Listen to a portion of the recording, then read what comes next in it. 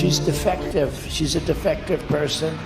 And we don't need another defective person as President of the United States. We just had that. I think that there has been a certain backward-thinking approach over the last several years, which is to suggest, them folks, to suggest that the measure of the strength of a leader is based on who you beat down, instead of what we know. The true measure of the strength of a leader is based on who you lift up.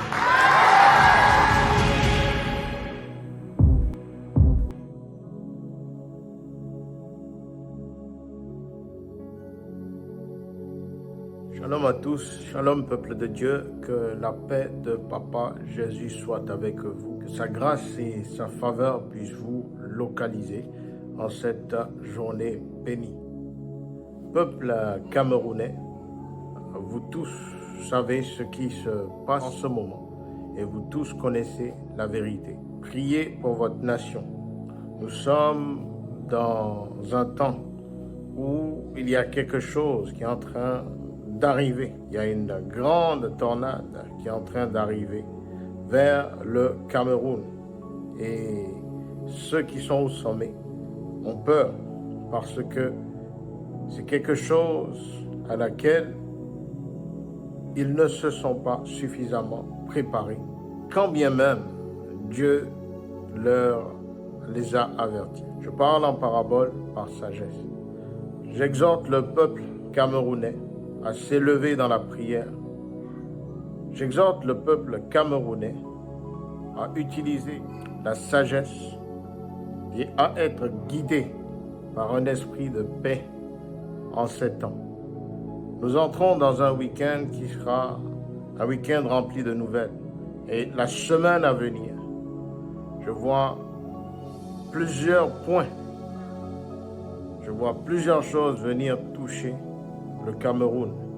J'exhorte le peuple camerounais, les prophètes camerounais, les prophétesses camerounaises authentiques, à s'unir dans la prière et à demander la faveur et la grâce de Dieu. Parce que le temps dans lequel le Cameroun est en train d'entrer est un temps où, si la sagesse n'est pas suffisamment utilisée, il y aura des conséquences. Sinon, frères et sœurs, pour le Cameroun, j'ai pu observer, le Cameroun connaît une période d'instabilité, une période de cri, où la population allait dans les rues, la population était mécontente. J'ose croire que l'Éternel fera ce qu'il a promis sur la nation camerounaise. L'Éternel me montre l'après Paul Biya. Je vois un homme d'État, un homme qui est longtemps resté caché par l'Éternel, prendre le règne du pouvoir. Je vois le Cameroun briller, que cela soit pour sa gloire. Je voudrais également que nous puissions continuer à prier pour les États-Unis. Concernant les élections à venir, les élections de novembre, clairement, Dieu nous a parlé. Et clairement, Dieu a parlé de la candidate qui sera mise au pouvoir, non pas sans expliquer la raison ou les raisons pour lesquelles cela surviendra. Et je prie que par nos prières et par nos jeûnes et par notre foi en Dieu le Père, que cela soit brisé. La prophétie l'annonce clairement depuis plusieurs temps qu'une femme serait et deviendrait présidente des États-Unis. Cette prophétie est vraiment dans le mire de son accomplissement.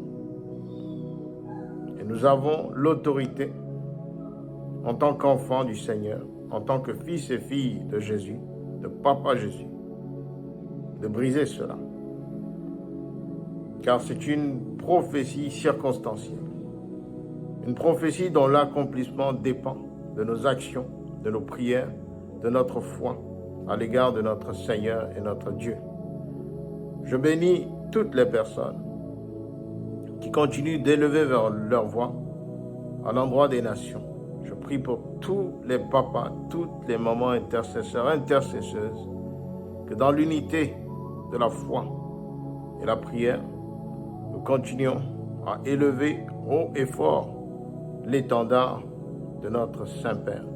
Que la paix de l'Éternel soit avec vous, que sa faveur puisse vous toucher en ce début de week-end, et qu'ensemble, dans la continuité de la parole prophétique que nous a léguée notre Seigneur Jésus, que nous puissions asseoir sa grâce au milieu des peuples qui ne sont pas encore éveillés.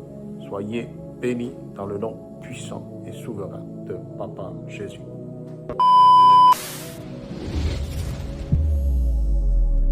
L'Éternel m'a montré des signes très clairs et nets qui amènent Kamala Harris à être président des États-Unis. Je vois une tricherie, je vois un plan qui est organisé avec une tricherie. Je vois dans la vision un fauteuil royal être placé. Je lis en dessous de ce fauteuil le chiffre 84. Je regarde un peu plus loin et je vois le chiffre 64. Je vois une femme être posée dans ce fauteuil royal et monter dans une puissance qui n'est pas de Dieu. Les États-Unis sont dans l'impasse de connaître l'une des périodes les plus sombres de leur histoire. Nous regardons le cadran des États-Unis. Nous voyons une prophétie venir à son terme. Une femme deviendra présidente des États-Unis. C'est une prophétie de longue date.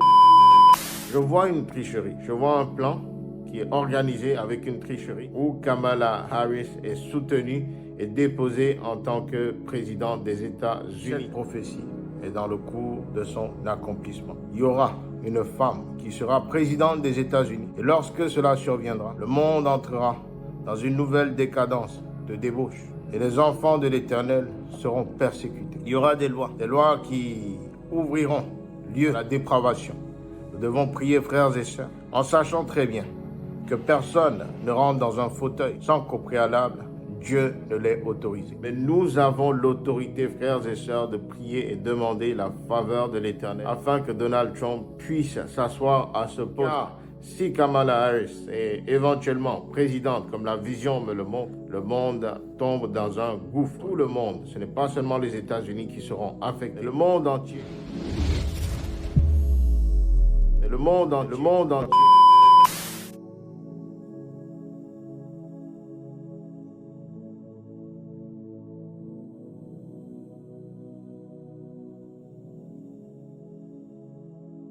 You still need help from the boss. We need help from the boss. That's what happened. We need help.